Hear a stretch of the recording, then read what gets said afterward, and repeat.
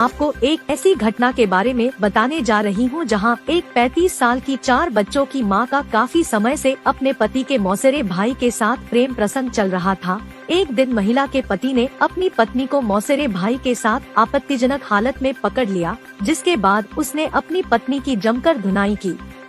इस घटना के कुछ दिन बाद महिला का प्रेमी विदेश चला गया, लेकिन महिला अपने प्रेमी के जाने से काफी परेशान थी।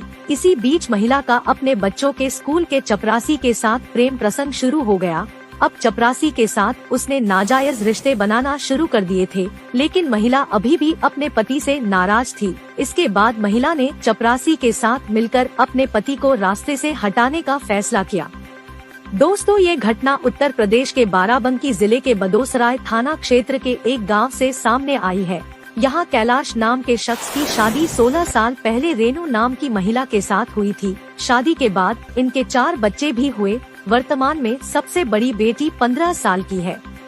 काफी समय से रेनू का अपने पति के मौसेरे भाई श्रवण के साथ प्रेम प्रसंग चल रहा था। दोनों के बीच अवैध संबंध भी बना करते थे। कुछ दिनों पहले कैलाश ने अपनी पत्नी को श्रवण के साथ अपने ही घर में शारीरिक संबंध बनाते हुए आपत्तिजनक हालत में पकड़ लिया था, जिसके बाद उसने पत्नी रेनू की पिटाई कर दी थी।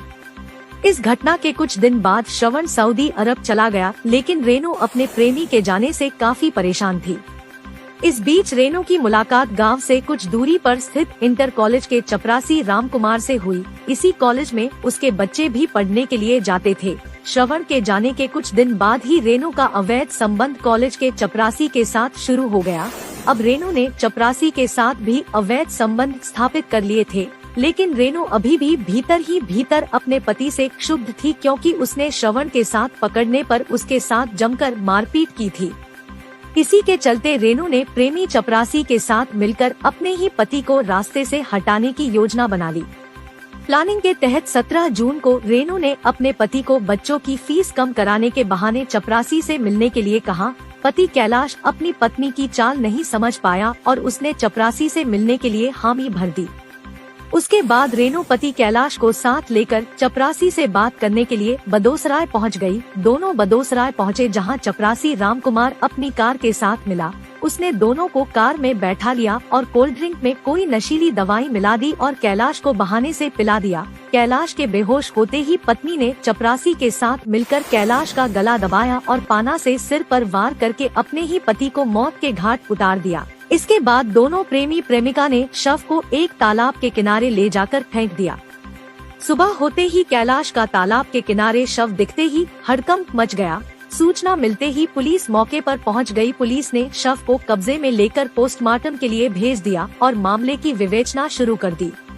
महिला शातिर इतनी की जांच का रुख मोड़ने के लिए उसने गांव के ही 2 लोगों के विरुद्ध मुकदमा भी लिखा दिया। यही नहीं, इनकी गिरफ्तारी के लिए पुलिस अधीक्षक तक भी दौड़ लगाई।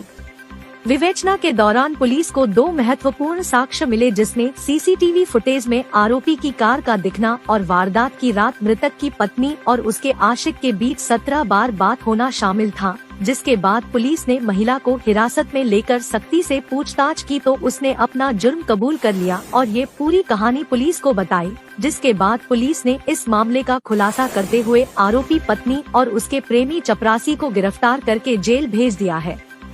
दोस्तों, कभी भी ऐसे कदम नहीं उठाएं। आप आपराधिक मानसिकता को समझें और अपने